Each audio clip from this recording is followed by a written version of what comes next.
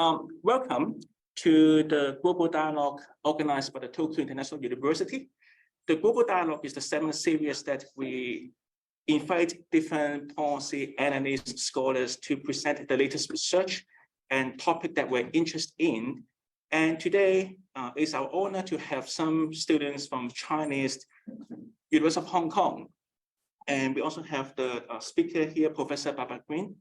So Professor Barbara Greene here would be the associate professor in our institutions. She teaches courses in popular culture and also Japanese literature. And she focused on different kinds of research, but some of them would be the collective identity and also the consumptions of the popular culture in Japan. So you can see in those research in the presentation today. She published a lot. For example, she published in the Journal of Comic Art, International of Comic Art, and also Artists. I'm not going to use all the time here to introduce her publications here. Without further delay, I would like to introduce, next Professor Greene to start the seminar. The topic today would be the Japanese popular culture nation branding, and we focus on Japanese popular media brands here. So let's welcome Professor Greene. So hello, everyone. I hope you guys will enjoy today's lecture. So I'm going to speak a lot about nation branding today. So I really kind of want to start kind of discussing, there it is. What is the idea of nation branding? So everybody here has sort of an idea of brands, right? So when you guys think of like Walt Disney World, what do you guys think of? Like princesses, you think of like dreams and imagination, right? If you think about Chanel, you think of like high fashion. And so nation branding is very similar to this practice. It's basically taking the concepts of branding from private enterprise and using it to create an image of a country. There's a lot of reasons why a country would try to do nation branding. It already sort of exists. I mean, when you think of a country, you already think of the way that it kind of represents itself or the way that it is perceived by outsiders and the way that it perceives itself. And this, of course, kind of helps direct people's interest towards them. So the primary use for nation branding, this is something that's been more popular in the last 30 years or so, is the concept of soft power. So soft power was originally kind of proposed by Joseph Nye, and it is basically, instead of using military power or coercion, you use cultural influence, economic influence, educational influence to try to basically not impose your will on other countries, but to influence them. And so nation branding is used as a part of the soft power practice. It's usually used as a signal for outside investment. And so if you're a nation that wants to attract investors, having a nation brand that says like, oh, we are high tech, or we have a hard-working workforce who are well educated, please come build factories in our country, please put out like smaller, if you're a multinational enterprise, please put an office in our country or in one of our cities. Cities will, of course, use branding as well. And this is the idea of trying to signal for outside investment. Please come pour your money into our nation and make us rich. The other issue is, of course, export competition. There is an issue, of course, with different countries trying to compete in the global market. And so if you're a country who's known for making, for example, excellent pharmaceuticals, you have a really good supply chain, everything is pretty secure, nobody really feels any negative emotions when they purchase pharmaceuticals from your country. There are, of course, countries that have a bad nation brand. They are associated with items of poor quality, or they have poor supply chain controls. And so maybe you're getting basically falsified or pirated goods. You're buying something that's supposed to be a pharmaceutical drug, but it actually is ineffective or even dangerous to consume. And so if you have that sort of image, you really want to turn that around. And if you have a positive image, you really want to burnish that and kind of maybe put down your competitors. We're a superior country in this particular sector of the economy than another country. It also is good for fostering cooperation. And so, for example, one of the things Japan has worked really hard on in its nation branding is the idea of Japan as an environmentally conscious and friendly country.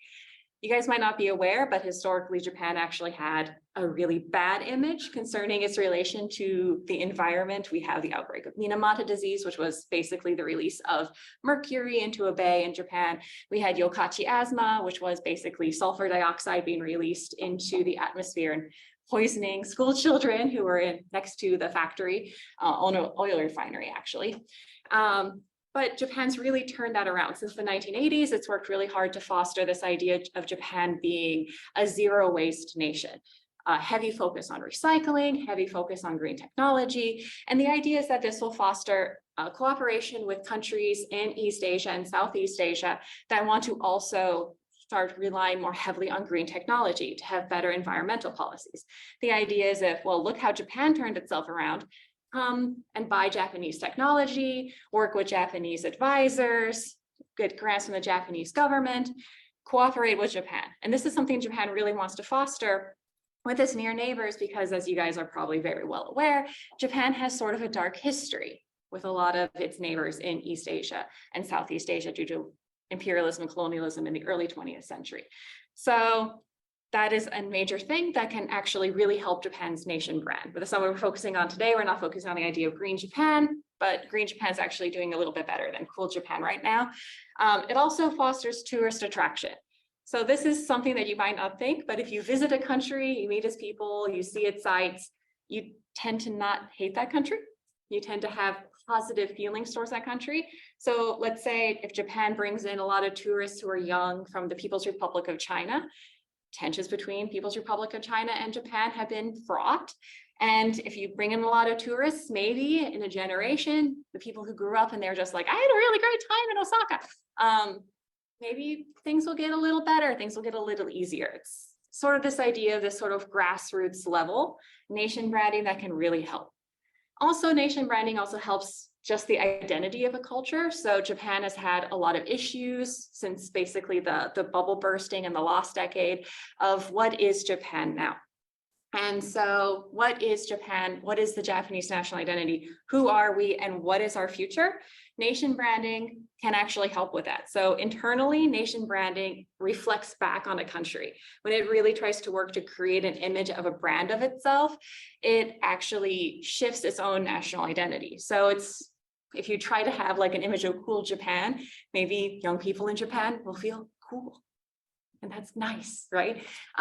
It also changes your external image. And so we're going to talk a little bit about prior uses of nation branding, but we're going to talk about how Japan's had some issues with this in the past. And so a lot of nation brands that we see historically are kind of organically developed nation brands. When you think of like the United States, what do you guys think of? Like I just hear like an eagle going, bah! Which is actually not the sound of an eagle, it's the sound of a red hawk. An eagle actually goes like, it's not an attractive bird. But there's the idea of like freedom and apple pie. And when you think of Germany, you think of schnitzel, and you think of Russia, you think of like the Kremlin, you know?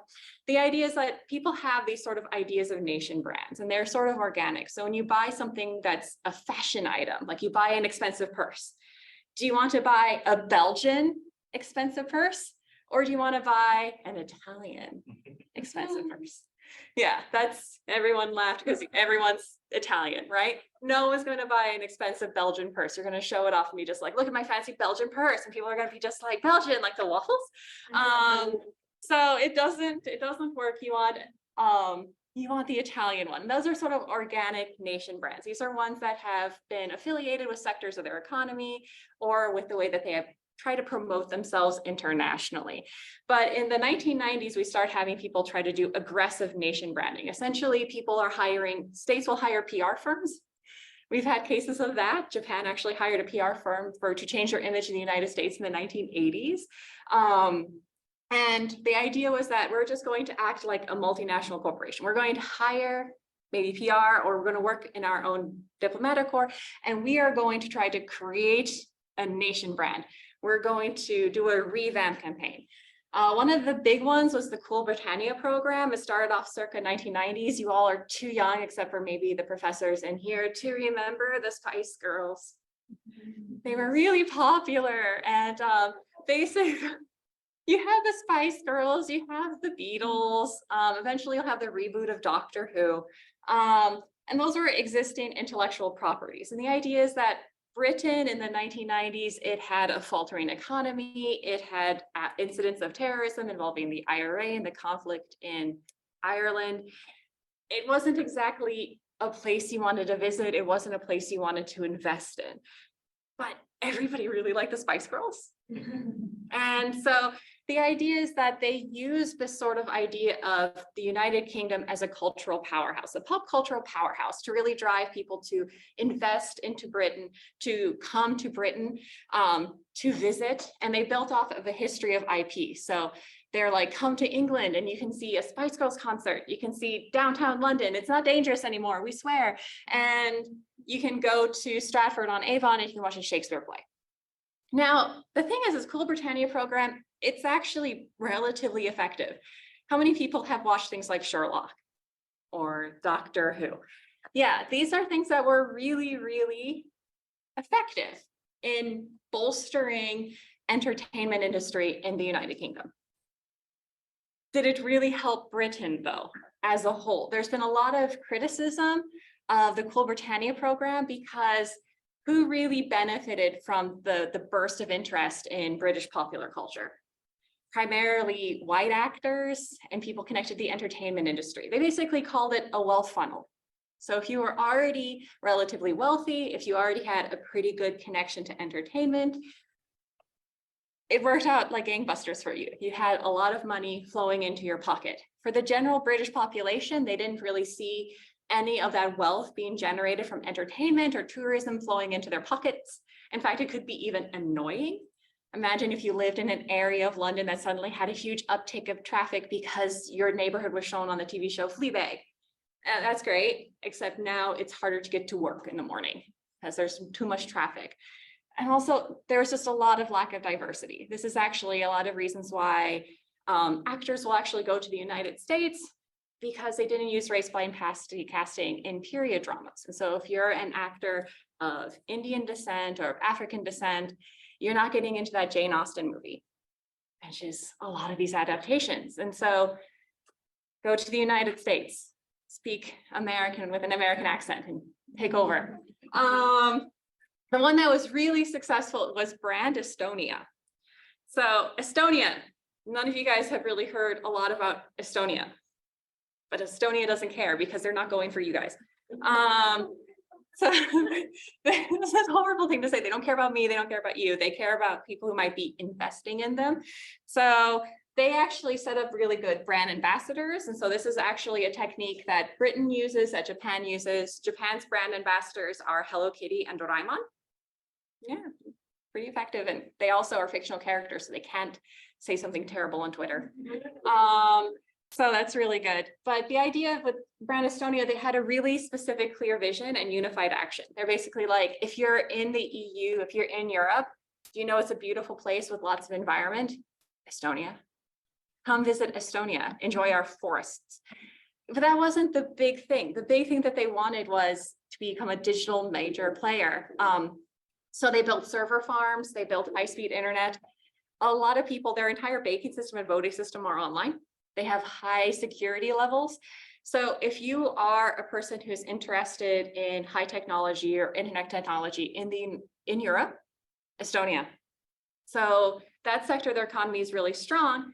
It doesn't matter if you've never really heard or thought or cared about Estonia, but if you are using the internet in Europe, you're probably filtering money into the pockets of Estonia.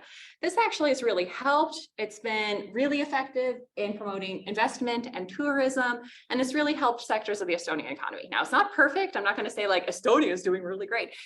Estonia is doing really successfully with this one. The thing is like with, you can see here with strong policy, with sort of good leadership, this kind of program, nation branding programs can be successful. But you can see with Europe, especially with the Cool Britannia program, it can't outstrip bad policy. Cool Britannia program was chugging along really well. Yeah, it was a well funneled. Yeah, it lacked diversity, but it was really, really strong. And then Brexit happened and COVID-19 happened. It was a double whammy. Tourism declined, the economy's doing poorly. When you hear about England now, you hear about exorbitant high prices in the grocery store. it's not really going to bring in investment. It's not really going to bring in outside filmmakers, right? So this is an issue. So let's talk about historical issues with the Japanese nation brand. Because we have a lot of historical complications in Japan image. And so when Japan was forcibly reopened by America in the mid-19th century, Japan had been isolated from the world for a really long time. And that had made Japan sort of this kind of exotic new place. So a lot of people were really interested in images and conceptions of Japan. Now, they were really deeply colored by racism, Orientalism, and imperialism of the period. So you'll have things that are like The Mikado by Gilbert and Sullivan. Don't watch that opera. If you're going to watch Gilbert and Sullivan, don't pick The Mikado. It was banned in Japan until 1945 for a reason. But basically, the Tokugawa government and the Meiji government worked really hard to try to change that image internationally. They knew that they were a target for outward expansion. They knew that they might have their government overthrown or disempowered by outside forces.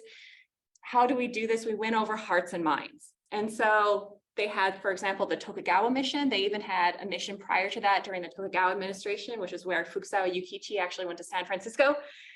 If you want to read something interesting, read about Fukuzawa Yukichi's impression of San Francisco. He talks a lot about carpets. It's really great. He was like, in Japan, if you get a carpet that is this big, you're rich.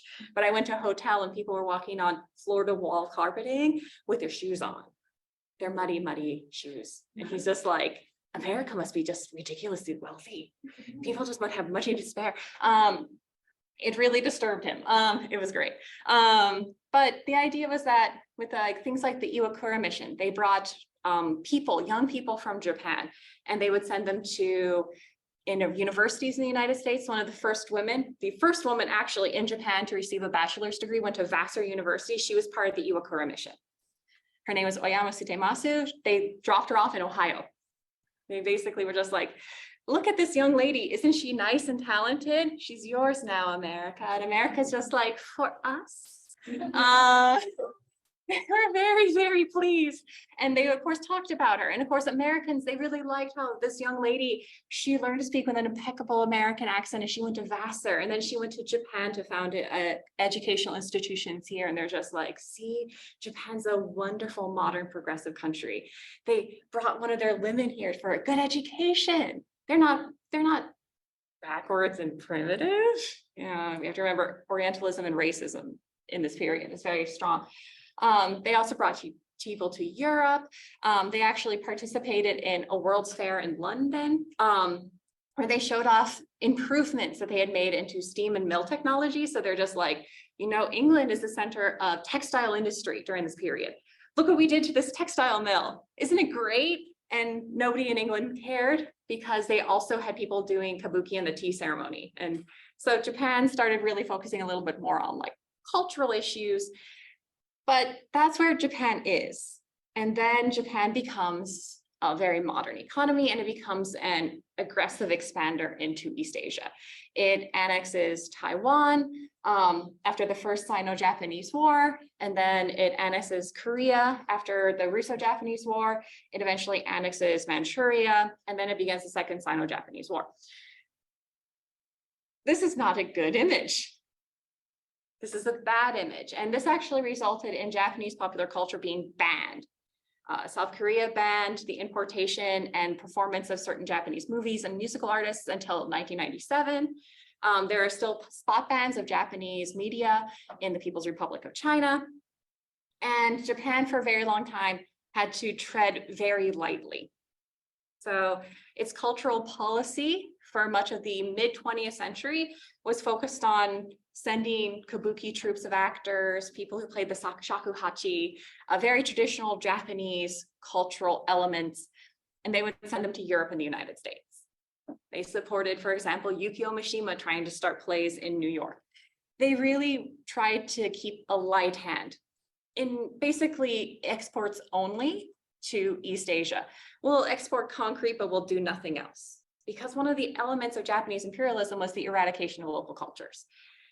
People would not respond well if enka was playing on the radio in certain countries. There's actually a lawsuit about a certain historical figure in a near country listening to Enka. His children sued because they were just like, he hated Japan. He would never have listened to Enka. So we have this issue. The thing is that this really light-handed cultural policy didn't really help Japan's long-term image. It just became this sort of aloof former aggressor who is now highly insular. The economic image was initially also not very good. In the 1950s and the 1960s, Japan was known as a low-quality consumer goods exporter. You know, it's a sign of thing like if you had a 5-year-old son and he really wanted a radio, but he's also the clumsiest child you've ever met in your life, you'd buy a radio from Japan. It's going to break anyway. And it cost you $2 USD. So that was the image. That wasn't a really good image. Like, yeah, you can get concrete and fertilizer from Japan, but everything else is not any good. So in the 1970s, the Japanese industry worked really hard to change their image to a high-tech innovator. And by the 1980s, if you were buying electronics goods, you were buying a Japanese brand. If you wanted a TV or a VCR or a Laserdisc player, you're also young. Laserdiscs are like big CDs. CDs are little reflective discs. Anyway, they play music for you. If you wanted something nice, you would buy a Japanese brand. You would not buy American. This is where we start seeing actually huge tensions between the United States and Japan because Japan is overtaking huge sectors, vital sectors of the American economy. We see this going through the 1980s. We see the issues of the Plaza Accords taking effect. And then Japan's economy collapses because there's basically a real estate investment bubble bursting. And then Japan has a stagnant economy. Investment and interest in Japan dries up. When you think of high-tech things nowadays, do you think of Japan? Not really. Nobody's buying Japanese phones. Nobody's really buying Japanese computers. People internationally make fun of Japan for still using fax machines. This is an issue. So we have this issue with Japan of what is its brand internationally? Is it an aggressor? Is it an innovator? Is it a stagnant economy? It's a bit catastrophic. So we have Japan slowly trying to revamp its image, kind of not so well using popular culture, starting from the 1980s. Now, starting in the mid-1950s, Japan actually has a really great image for highbrow cinema. So if you like the Palme d'Or, if you wanted to go to the Venice or Cannes film festivals, Japan was doing really, really great. That's a very niche sector of the Japanese economy. So Japanese cinema doing pretty great, not really being leveraged because the implications for international art. We also have Godzilla is doing pretty well. You have kaiju films, you have tokusatsu films. These are really doing pretty well internationally in the 50s, the 60s, and the 70s. But these are considered sort of incidental accidents, happy accidents, essentially, going on. But in the 1980s, we actually have Asadora doing incredibly well internationally. In places like Vietnam and Singapore, and oddly enough in Iran, the Asadora Ocean. Has anyone heard of Ocean? No, you're all too young. Go talk to your parents or maybe your grandparents and ask about Ocean. But Ocean was an incredibly successful international TV show. And this actually got Japanese television exporters really, really highly interested in, can we export more goods internationally? Additionally, we have the anime adaptation of Akira, which is a very successful manga series, getting critical acclaim internationally. It's one of the first animated films to actually be taken seriously as a critical darling. They were just like, cartoons are just not meant for kids. You can actually do kind of interesting things with anime. So we have Akira doing really well. We also have Studio Ghibli doing well. But the problem was it was really hard to leverage these things. A lot of the things is the issue of exporting these materials. Ocean was kind of exported as like a happy accident. It was somebody exported it. The thing is that when you export a television show, especially in the 80s and the 90s, you needed to renegotiate all contracts. So the actors' contracts had to be negotiated. So if you saw, for example, bootleg versions of a Japanese drama being really popular in Manila, and a local producer wanted to actually show it legitimately on like the television, it could take 6 months to a year to renegotiate all these contracts. So what Japanese media producers try to do is what they call localization. I just call them localization here because that's what it is.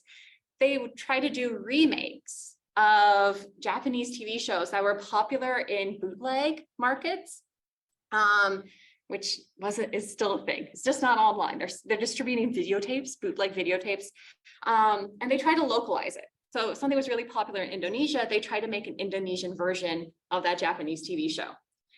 Now, everybody here has seen local remakes of like popular movies and shows, right? We've all seen that where like a movie was really popular in Hong Kong and they made a German version of it. Does a German version work? Not usually, right? It's usually kind of sad and terrible. This is what happened. And so you had a lot of people talking about how maybe only some people can really get Japanese media and other people, it's not going to work. So we have the Japanese government kind of throwing it aside, but we have a lot of Japanese producers trying to work it. Dentsu, for example, is really trying to push this. We also have the concept of cultural odorlessness. And so we actually have some Japanese media scholars basically arguing that, well, Godzilla, Akira, these are things that aren't really Japanese. They're global brands. So they're not really reflective of our culture, our people. We shouldn't really use popular culture because things that actually reflect Japan will never be understood by outsiders. They can never really appreciate Japanese culture. So things like manga and anime and asadora, those are culturally odorlessness. Those can work for a nation brand. It stems out of like Nihon Jinran, which I'm not even going to get into here. But this is the issue in the 1980s that's really stymieing the use of popular culture. Now, in the 1990s, the thing is that the Japanese media market has stagnated. We actually have, due to the decline in the domestic economy, a lot of failures of major brands. And so we see magazines that have lasted for decades collapse. We see a lot of studios go defunct, especially animation studios. So the idea was that for the Japanese entertainment economy to survive, we have to become international. We have to become exporters anyway. So Studio Ghibli actually started working with Disney as a distributor. They had a major international hit with Princess Mononoke or Mononoke Hime, which actually had a really good English language dub. But the thing is that Disney didn't know how to market it well. Do you guys know what happened with Mononoke Hime with Disney distributed in the United States? Major hit in every country but the US. They advertised it as a kid's film with a G rating. So a guy gets dismembered in about the first 15 minutes of the anime and blood splurts everywhere. There was apparently a lot of parents taking screaming children out of the theater and demanding their money back. So Disney and Ghibli no longer are tied. We also have the creation of JAMCO, which is the Japan Media Communication Center, which was trying to fix all these issues. But the thing is that what I'm going to say next is going to make it sound like they fix these issues. These issues fix themselves. The audience did it for them. This is actually really interesting. We have the rise of cool Japan. Late 1990s, what's also really, really growing? Is it the internet? It's the internet. So the thing is that, as I already mentioned, even in the 1980s, bootleg Japanese popular cultural products widely distributed, not only in regions near Japan, but internationally. So the thing is with the rise of the internet, we now had things called fan dubbings and fan subs and fan scanlations. So we had scanlations. Basically, people would scan manga and you would translate it into English on the page and you could put it online. Japanese copyright law allows that. Japanese copyright law says if you buy a text and you alter that text and you put it online, as long as you're not making money off of it, totally legal. So let's say you are a French manga fan and you found out like the new version of Dragon Ball wasn't being translated into French for a year. That was a lot of delays in the day. Things weren't instantaneous when I was young. Well, those French fans would just translate Dragon Ball on their own. They get like a friend in Japan to scan it for them. They translate the Japanese into French. They put the French on the page, put it online. Toriyama Akira can't do anything about it, then complain. And suddenly Japanese manga and anime, which were really niche internationally, huge explosion of interests. We also have RIP Borders bookstores, one of their big sellers was a huge manga fan. Suddenly we had an American major bookstore chain, had an entire section dedicated to manga. And it was selling, it became mainstream. It was started getting sold in the early 2000s at the Frankfurt Booksellers Convention, which is the largest booksellers convention in Europe. And in 2002, we have Douglas McRae write Gross National Cool in Foreign Policy, basically saying the kids, they love Japan. Everybody else hates Japan because it's poor and its economy is faltering and it's still in the last decade and everything's going wrong. But the children, people your age, they're watching anime, pirated. They're reading manga, it's pirated. But gangbusters, cosplay, fan culture, everything is spreading. This is when the Japanese government is finally like, really? They like us? The young people in like South Korea and China, they love us. Okay, finally, this is what we've been waiting for. So in 2005, they actually write a white paper on South Korean youth really like Japanese popular culture. Maybe they will like us. We can win them over. We can erase history. Doesn't work. I'm going to just spoil alert. It hasn't worked. But if you do surveys of South Korean youth, they will say, yes, I really like Japanese culture and language and media. I don't like the government. But you start somewhere, right? So in 2006, the next year, then Foreign Minister, future Prime Minister Taro Aso gives a speech called A New Look at Cultural Diplomacy. They're going to redo their cultural diplomacy, focusing away from historic aspects of Japanese culture, really light-handed. We're going to go all in on popular culture. We're going to do anime and manga, which is really great because they don't like it. We're going to get into it. A lot of these people are just like anime and manga, okay. That's like what my weird cousin watches. He's 25 and he doesn't leave his room. But hey, the foreigners like it. So we have this idea of new culture diplomacy, and then Prime Minister Koizumi launches the Cool Japan program. So the Cool Japan program, they start putting anime characters on Japanese tourism marketing materials. And so there's actually, for like the last 15, 20 years, there's been a fascinating poster that keeps on getting revamped every few years. It has a picture of like King Kakuji and a Maiko and like downtown Tokyo. So it has like the Tokyo Tower, and it has a cafe maid, which is a girl dressed in a frilly dress holding like a cup of tea. There's maid cafes in Japan. The girls pretend to be maids and they call you master and they play games with you. We're going to get into that because the government, not so keen, but they're on the poster. And I'm going to talk about another group today that are also now being used on posters. In 2009, we had the appointment of Hello Kitty and Doraemon as cultural ambassadors. Doraemon is considered really key. Indonesia is a major potential trading partner, and Doraemon is incredibly popular in Indonesia. In 2013, and this is the one we're going to talk about as being somewhat of a catastrophe, the creation of the Cool Japan Fund. Not necessarily the Cool Japan Fund's fault, but the Cool Japan Fund. All right, so let's talk about the Cool Japan Fund.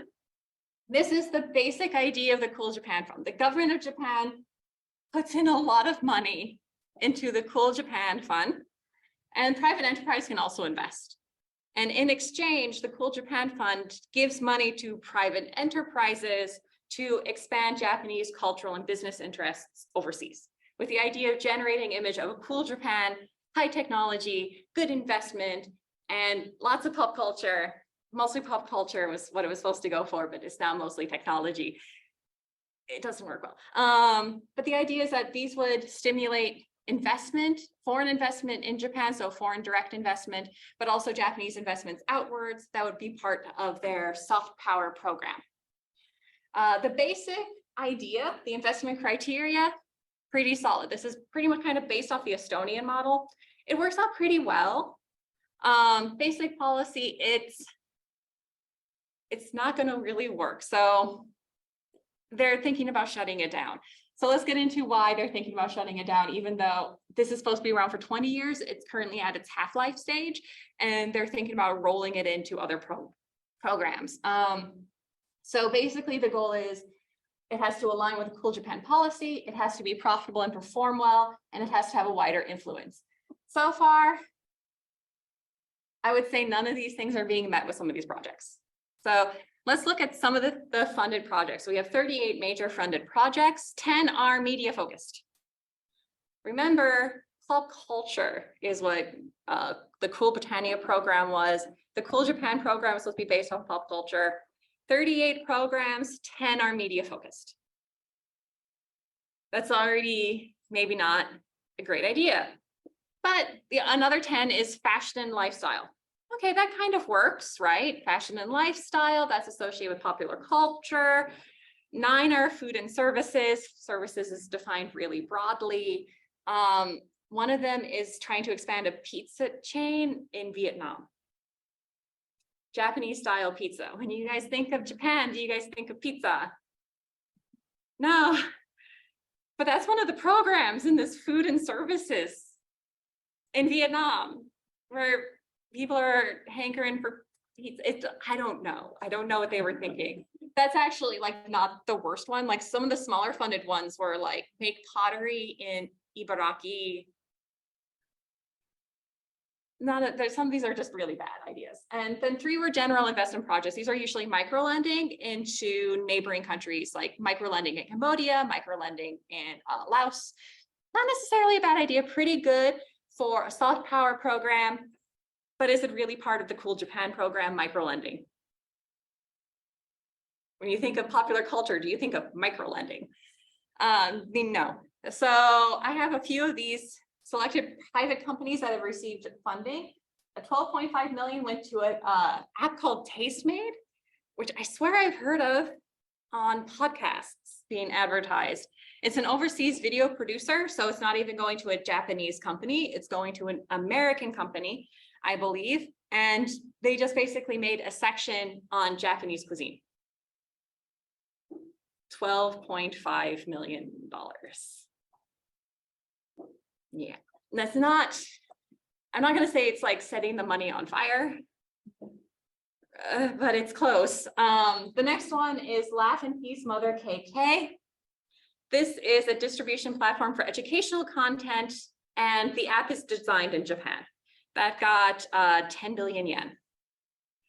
If you want Japan to be known as a major app maker, yeah, that's a pretty good project to fund. Is it really part of the purview of the Cool Japan program? Maybe not. Then we have Will Incorporated. It's a manufacturer of mobility devices, and they use Japanese designs and technology. That one got 1.5 billion yen. Also not a bad idea. It's focusing on Japanese innovation and technology, but it is an overseas manufacturer of mobility devices, such as wheelchairs. But it is using Japanese designs and technology. Do people know that they're Japanese in designs and technology? That's the iffy part. I mean, if you buy a mobility aid made from a German company, you think German, right? You don't really think like that really cool rotor system that really helps you get around in difficult and uneven terrain was actually designed in Japan. You might not know that. So also, is it Cool Japan? I mean, it's pretty cool, the mobility devices, but I just like sleek wheelchair designs, I guess. We also have Tokyo Otaku Mode Incorporated. This one's actually interesting. 1.5 billion yen to a company that primarily exists on Facebook. How many of you guys use Facebook? Okay, we have 1, 2, 3, 4, 5. How many people are the age of 25 and younger who use Facebook? I got one. Yeah, that's what I thought. So it's a Facebook focused, a Facebook front company that is designed to inhibit the sale of pirated Japanese popular culture merchandise. This is the one closest to the Cool Japan policy. Basically, it goes, piracy is bad. Please don't buy pirated goods. Buy the official release. Here's links to the official release. 1.5 billion yen. I mean, yeah, it's pop culture focused. It's going to help the industry. If you know anything about like fans of Japanese popular culture internationally, they try to buy the official releases anyway. And if they don't, it's because they don't have the money to. So guilting them is not going to be necessarily highly effective. So this brings us to some of the issues with the Cool Japan Fund. We have a lot of concerns domestically, a lot of criticism about the suitability of the selected projects. This is very well grounded. So the thing is Cool Japan Fund, it's really supposed to be focused on popular culture, right? It's supposed to be focused on trying to heighten Japanese entertainment internationally. The thing is that how many of those things are really kind of geared towards that? A lot of those things kind of fall under the umbrellas of other funds ran by the Japanese government as part of their larger cool soft power program. So Cool Japan is just one leg of Japan's soft power program. They have Green Japan. They have like the National Resiliency Project. They have a lot of things focused on the technology sector. We have a lot of things going on with a lot of these ministries.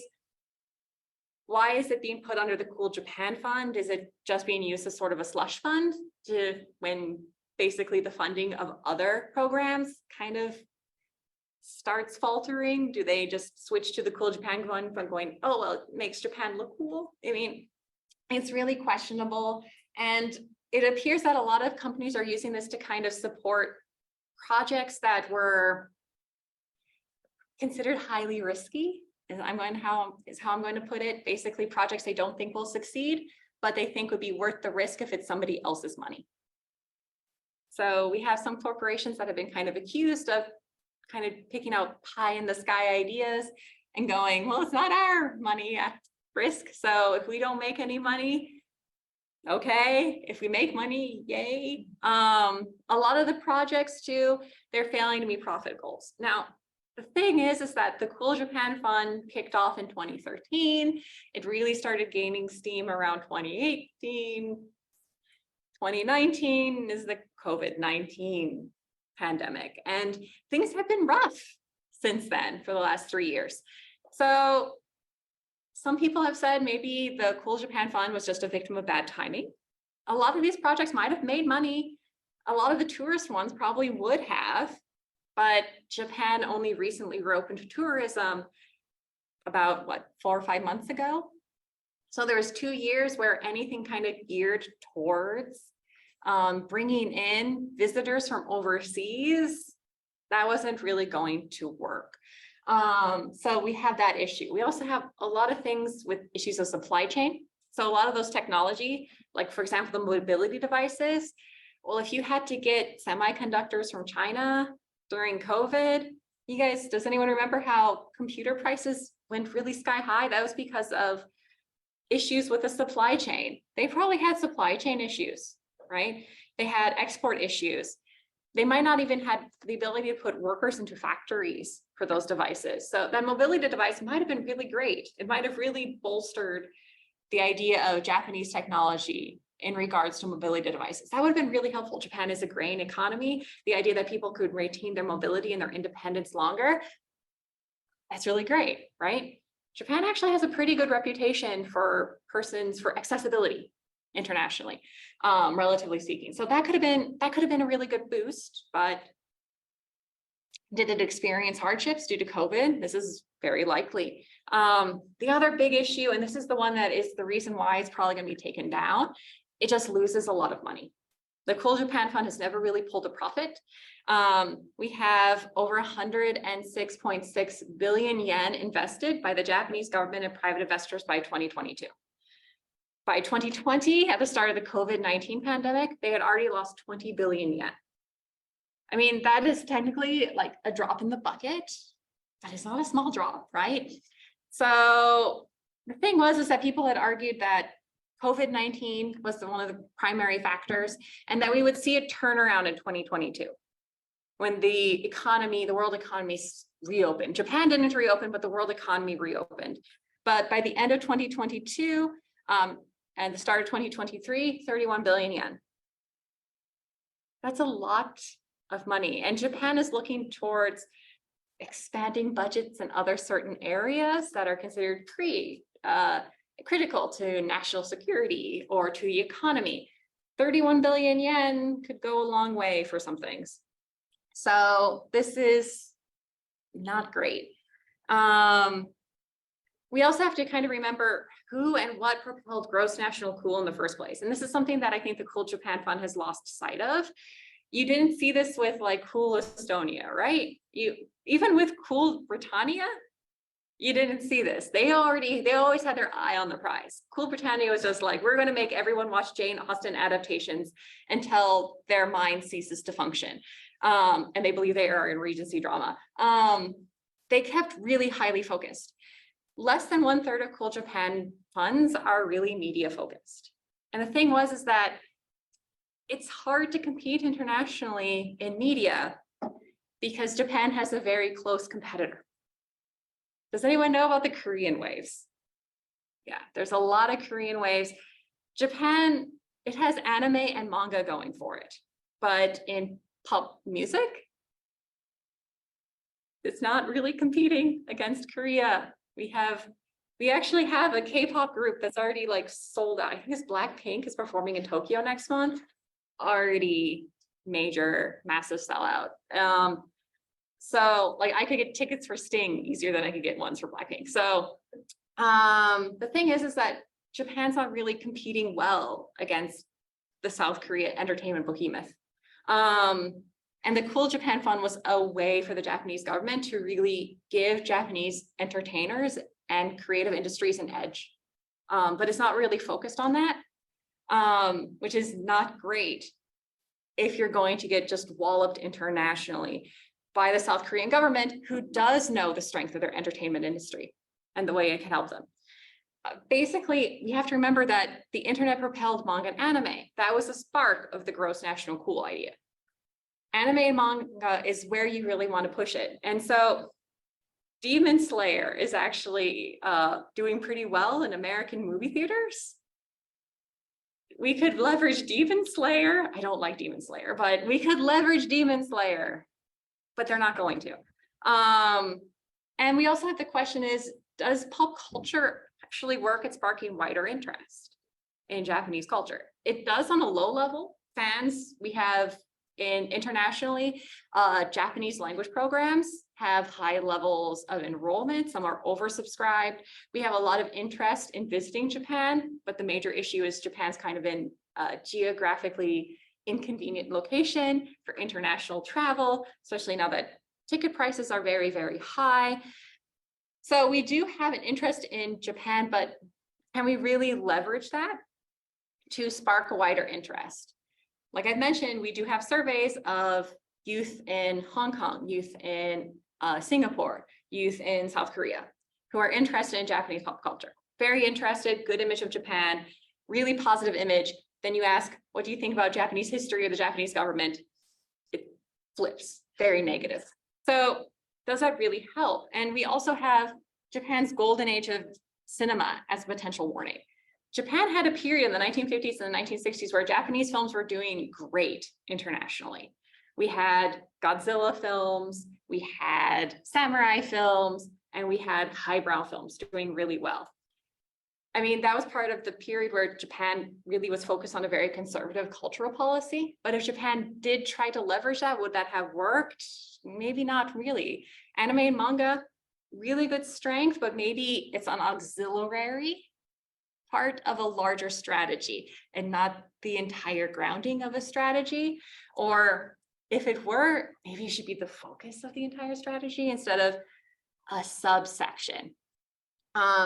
The really big thing that has kind of benefited Japan is not just the entertainment industry, but it's the spread of otaku culture. So I'm sure a lot of you guys have heard the phrase otaku, right? Kind of have an idea of what it is.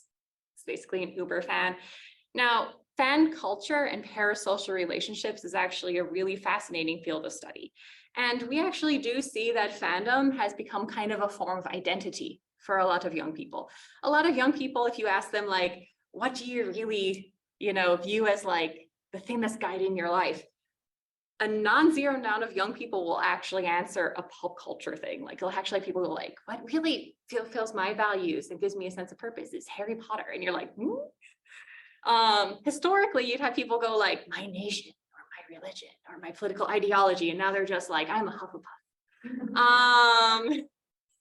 That's not necessarily a bad thing. Like, it gives people a sense of purpose. It gives people a sense of community. And you really do see this spread, for example, online. And otaku culture is kind of an interesting subvariant of this larger fandom culture. Otaku are really focused on this idea of like a database. They're considered to be one of the more postmodern versions of fandom. They don't really want to consume texts. They want to consume meta ideals within those texts that they can kind of play with and have an interesting idea with. But if you think about it, otaku culture, they focus on meta databases. Otaku don't really like the idea of like grand ideas. They like the idea of deconstruction. Do you really want to base a soft power nation branding strategy on a fan culture that is focused on deconstruction, subversion, and irony? Not necessarily the best idea. And also, when you guys think of Japanese popular culture, I assume a lot of you guys have consumed anime and manga. What's the image of Japan you've gotten from anime and manga? Anyone want to kind of share an idea? I think a little bit depressed sometimes because a lot of anime and manga is sometimes really have a depressing and sad theme. Yeah. Lots of, especially like teenager and Yes. bullying. Yeah. Yeah. Something like Yeah. that. So we have anime and manga. It tends to have a rather distorted and maybe unpleasant view of Japan, especially contemporary manga. Manga from like 20 years ago, pretty upbeat, not necessarily a bad idea for national branding. Would you want to base a national brand on Shingeki no Kyojin or Attack on Titan? Not necessarily a great idea. And like I said, it's really hard to compete with Korean waves. It's really, really hard. They actually have a pretty solid strategy. They know how to market and brand themselves. They know what appeals to international tastes. There's a reason why Blackpink is selling out and, AKB48 isn't internationally. And that's the issue. We do have some issues with tourist focused branding as well. This is a major issue that Japan has had. And one of the big ones that kind of defines the issue that they're having is Akihabara's pedestrian parade. So Akihabara used to have pedestrian parade. They don't have it anymore. Akihabara got rid of it. The reason why they had trouble with it is, once again, Japanese otaku focused on deconstruction, cynicism, and irony. So one of the things the pedestrian parade was notorious for was having 55-year-old men with beer bellies and basically like 3-day-old no-shave beards dressing up as like Hello Kitty and Madoka from Madoka Magica. They're doing it ironically, right? There's something inherently hilarious about a 45-year-old man dressed up as a tiny schoolgirl going like, yeah. He knows it. We know it. It's a joke. He's being funny. The thing was, Akihabara also had a lot of business offices, and the business offices had an issue when they were bringing in, especially foreign clients, and they'd be walking them to their headquarters in Akihabara, and they'd have to walk through the pedestrian parade. And the German businessmen are just like, what is with that man who is dressed like Son Goku, who is probably actually a major Japanese studies scholar called Patrick Galbraith, who actually did do tours of the Akihabara pedestrian parade as a graduate student, dressed as Son Goku. And all the other people in his tour group had a cosplay too. So they had to get rid of it. But the problem is the International Tourist Office of Japan had been really told that the Akihabara pedestrian parade was getting kind of massacred. So they actually had it on promo materials. They were like, come to Japan. It had like a picture of a maid. It had a dude in cosplay. They were just like, we love otaku. And then you'd go to Akihabara and the police, if you showed up with a cute little wig and you were just like, they would stop you for a bit. They would ask you very kindly to take the wig off. They would actually like discriminate too. If you were a foreigner doing it, they wouldn't care. But if you were Japanese and you did it, they would care. This brings us to the issue of contents tourism. Contents tourism is actually fairly big in Japan. I've actually had a student from Chongqing in China, a former student, actually come to Japan just to meet one of the guys who had played a major character. And I can envision the character in my head. He's like Speed Racer, but he's not. But contents tourism is just tourism based off of anime and manga. And this is actually started off in Japan as like an otaku thing. They would see pictures in their favorite manga. It's supposed to be set in the small town in like Iwate. People would go visit that small town in Iwate. They were just like, and they take a picture, like there's a scene and had this bridge and they'd be at the bridge and they had a picture like, you put it online, all their friends would be like, Sugoi. So that's content tourism. These are actually now really big in Japan and they've been very formalized. Tourist boards in Chichibu will show you where you can go see scenes from like Anohana. We actually have a contents tourism on Ogawa Machi. So after this, if you guys want to take the Tobu Tojo-sen to Ogawa Machi, the school from Nanan Biori is still up. It costs 3,000 yen to go in per person. It used to be free. COVID changed that, but contents tourism was really big, but the Japanese government really didn't leverage it very well for international tourists. So international tourists basically had to create their own contents tours, except for Akihabara. Like I said, that didn't work out really well. The one that Japan really did focus on was heritage tourism. Go to Kyoto, have a tea ceremony, see kabuki. That one was really leveraged, but a lot of the people who were coming to Japan because they really like anime and manga, which one would they go for? Contents tourism. So that didn't really work. And the last issue was tourism was working really, really well up until about late 2019, early 2020. And then it kind of stopped working because Japan remained closed until late 2022 to tourism. Even today, it is not necessarily very easy to get to Japan, and Japan's flights to Japan, because of the limited traffic to Japan for such a long period of time, they've raised prices to try to recoup their losses from the last 2 or 3 years. And so prices to visit Japan are extreme. We also have issues of tensions and missteps. And this is why you pick Doraemon as your cultural ambassador and not an anime or manga artist. Because we have creators who make controversial choices. One Piece, there's actually cooperation between the Japanese governments, the creators of One Piece, and the South Korean government to do a little museum, like a little pop-up shop in South Korea with the One Piece, and it failed because the creator of One Piece drew the Imperial Japanese naval flag in one of the background scenes. He thought it looked cool. He didn't really think anything about it, but the audience did. And that's the thing. We have Japanese creators we have a non-zero amount of Japanese manga artists who are basically otaku for military history. They don't really think about the implications of using an admiral from the Russo-Japanese War who helped with the colonization of South Korea as inspiration for a major character in their manga, which is Shingeki no Kyojin. That's controversial, right? You even get, does anyone remember this series? One of the major creators died of a heart attack, well, heart issues about 4 years ago. This is High School of the Dead. This one became famous because it was controversial.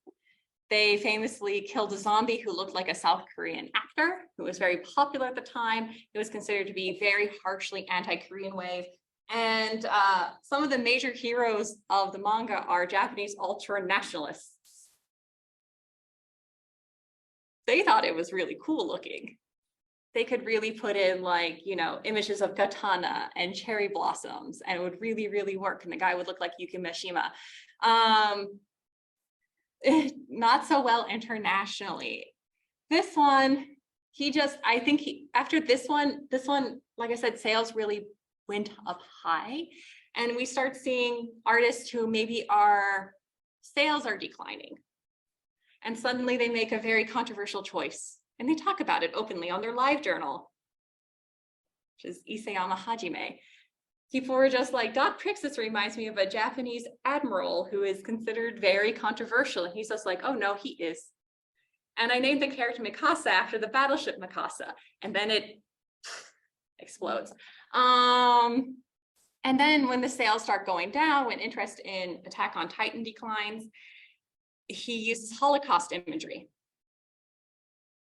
Now he says he's just using it as creative inspiration. Is he? Maybe he's doing it on purpose because it sparks Google interest. People are searching for Shingeki no Kyojin again. There's long hiatuses in the series, and the more controversial it got, the more it sticks into the public imagination. So you have creators who are maybe even using international tensions as a way to boost sales. Because if you just stay on the line where you're not overtly an ultranationalist, you get the benefit of the doubt by Japanese fans. Japanese fans will actually go online to Korean language forums, English language forums, and they will get into fights with international fans to defend these guys. Oh, Japan doesn't really know that much about the Holocaust. That was an actual defense I saw. They were just like, people in Japan don't know that much about the Holocaust. It's okay to use Holocaust-inspired imagery and Attack on Titan. American fans, you're just being too sensitive. It's really great for sales. It's really great for international controversy. It's really great for self-power and nation branding. I would say it can be catastrophic. So you have to be really careful with the series you pick.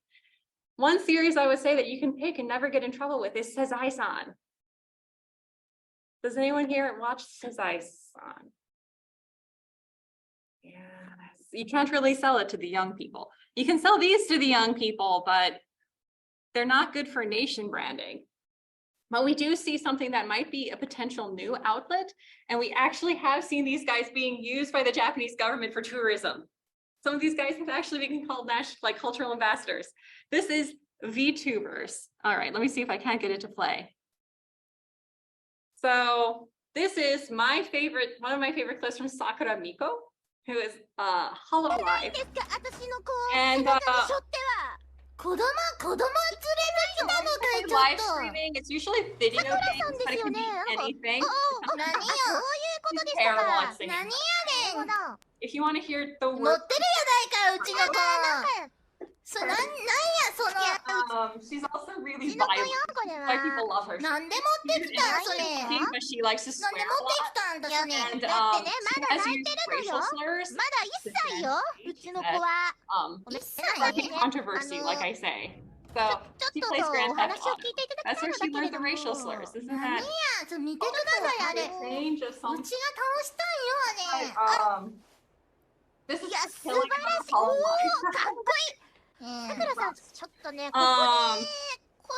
but basically, there are an infinite number of VTubers. It's about 30,000 now. They became incredibly popular during COVID-19. This is not shocking. What they do is that they have basically, there's really good technology now that does motion cap, live motion cap. And so they get a character, they animate different facial expressions, and as their face moves, the character performs. So they're called a Naka no Hito, or an inside person. And this is called the avatar. And so the Naka no Hito, which is different from a voice actor because it's full body performance, it's full body motion capture. They actually have 3D dance numbers. Like they'll have 3D dance concerts where basically they will use something that can control the entire room, and they basically dance and you can see their whole body move. They'll have full body animations you can't really see, but she has an avatar where the hair moves with herself. So if she moves like this, her hair moves authentically. They'll have skirts that move. It's fascinating. And they can interact with each other, and they're live interacting with fans. You can't tell, but she has a super chat going on. So fans can message her live, and she actually will hang out with fans on Grand Theft Auto. She did like a Grand Theft Auto sports day. You know, in Japan, they have sports days at high school. She did a sports day in Grand Theft Auto. What? In Hoikuen too. In Hoikuen, they have sports days. Yeah. So she did a Grand Theft Auto one where it would basically just end with all of them shooting each other after they did a race. It's great. But this is VTubers. And like I said, VTubers are now being used on tourism advertisements for the Japanese government. And it's basically a pure outgrowth of otaku culture. So virtual iders, we originally had virtual influencers, which were completely fictional people. We had things like Hatsune Miku, which was basically a Vocaloid. It's a singer that wasn't ever a real person.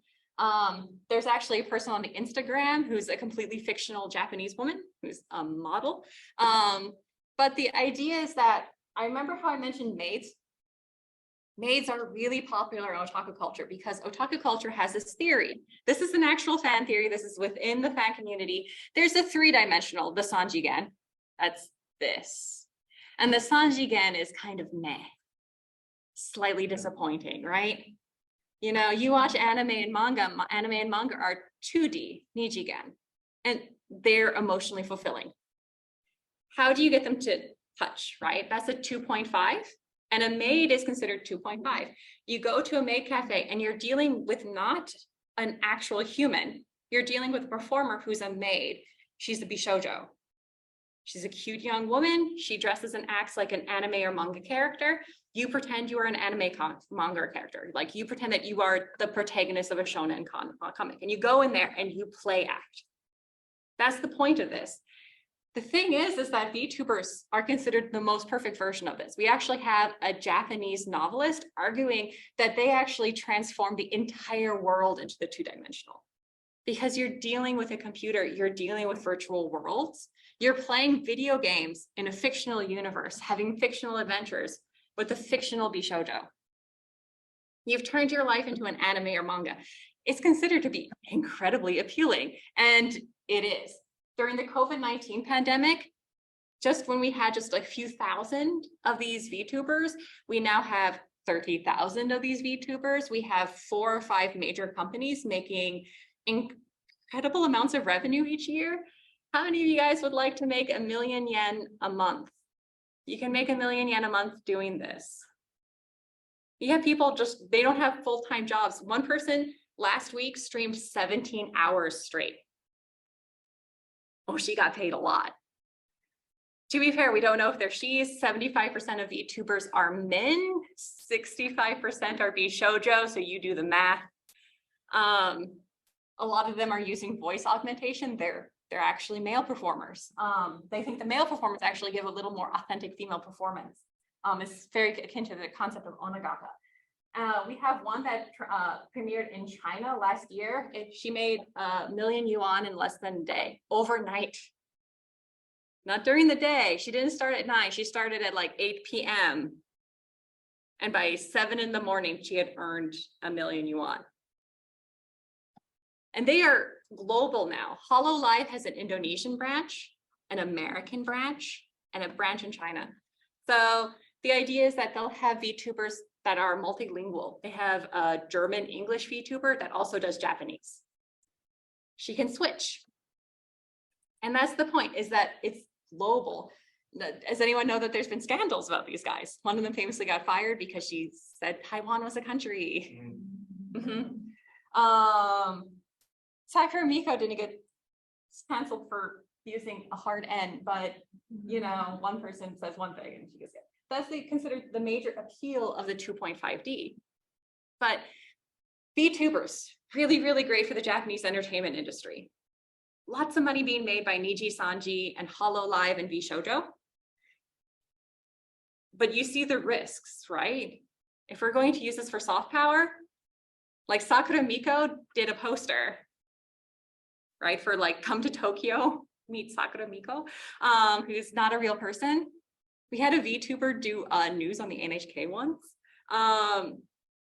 but they are live performers, right? And remember what I said about controversial creators? Live performers make mistakes. life reformers make errors. Life reformers get such a huge backlash from fans in the People's Republic of China. She has to go into hiding. It's a risk, right? Is this really what we want for a soft power program? But this is the new burgeoning version of the Japanese entertainment industry. You can't ignore it, but can you really use it? And then this is the big question. Was otaku culture in general a really effective tool for cultural diplomacy? Otaku culture, cynicism, lots of controversy, loves debate. They want to fight. They want to fight online. It's literally part of their subculture is they get into fights online. Is that something that can be controlled by a state? And the thing is, you can have really great pop culture strategy. You can have a really great pop cultural image, but it's not going to save you from bad policy decisions. See Cool Britannia. The Cool Japan program, really great idea, but can it actually be implemented well? That's the question. You need the thoughtful planning and implementation, but maybe you need the tight control that Estonia had. It focused on tourism and digital technology. Very controllable, very little controversy. Unless you have a tour that goes really horribly wrong and everyone gets eaten by a bear, you're not going to have a huge controversy with tourism, right? But you can have so many with popular culture. It's basically one of the driving forces of Japanese popular culture is controversy. So can you really plan around it? So the next thing is, what do you guys think? Is this feasible in your opinions? What are your thoughts? And I suppose I should open to questions because I went 10 minutes over. Sorry. Okay. Well, first of all, let's thank Professor Greene. Thank you. So now, yes, Q&A. Do we have any questions from the floor? Is there anything that you can compare with the Hong Kong's popular culture with Japan's one? Yeah. Well, I guess one of the story now, the Hong Kong government is telling to the audience, what's the slogan? Hello Hong Kong. What's the meaning for Hello Hong Kong actually? To all those people that they're targeting. What do they want, right? So I guess that you can think about this, you know. But any specific questions that you have?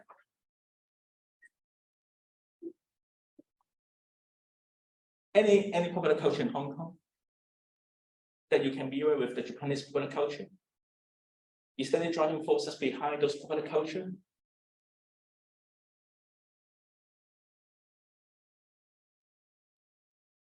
Okay, I guess that they would have questions in the afternoon. Okay, how about for online? Yeah, online, yeah. We have a few people online. We have a comment that's very nice from Anna Martinez. Thank you. Any comments or questions? You online folk?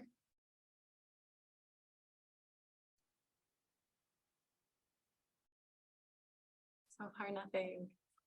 Okay, well, because the time is running up, let me introduce one last thing. We have another one. Is content tourism only include anime and manga? Yes. No, actually, one of the big content tours, you can go on a self-guided tour. It was created by fans.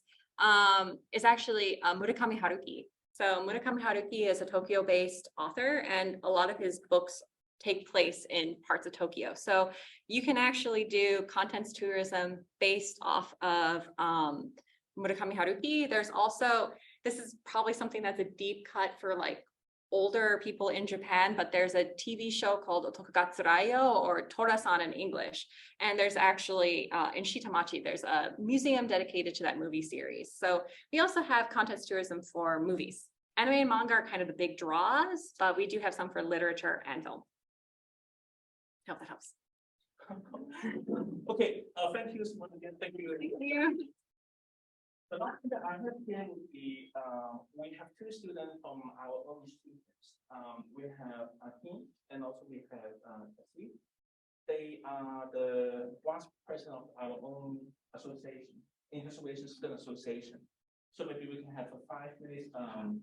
Students, you can just exchange a bit about your own life between Hong Kong and Japan, and then we would have a small talk with faculty staff here, and then that's all for today. All right, I have one last question. Oh, yes, sure. How attention do you feel at the state government level? Other hands of policy. So with Japanese government, they actually basically said that they are too out of touch to really understand what's really going on in Japanese popular culture. They don't really understand otaku culture, and they're pretty open with the fact that they don't get it. So they really try to let things kind of flow naturally. So they pick out what's successful and they kind of glom onto that. That's sort of been their strategy. But as you can see, that kind of had a backlash because they actually did have a huge push for like Shingeki no Kyojin, and then Shingeki no Kyojin became sort of radioactive to handle. So we actually do have things where basically like they try to pick out things that are on the rise, glom onto that, use that to try to create a positive image. Whether they guess correctly, as you can tell, they sometimes guess incorrectly. And how recent development of the Japanese cultural program policy. This is something they've been really working for 20 years. It's been 20 years they've been trying to do it since basically the 2002 article in Foreign Policy. It actually got republished, so you can read it online if you want. Douglas McGray's Gross National Cool. It got republished by Foreign Policy online in 2009. So if you want to read the 2002 article, you have to read the 2009 article. It's only slightly confusing. But that's how new it is. Okay.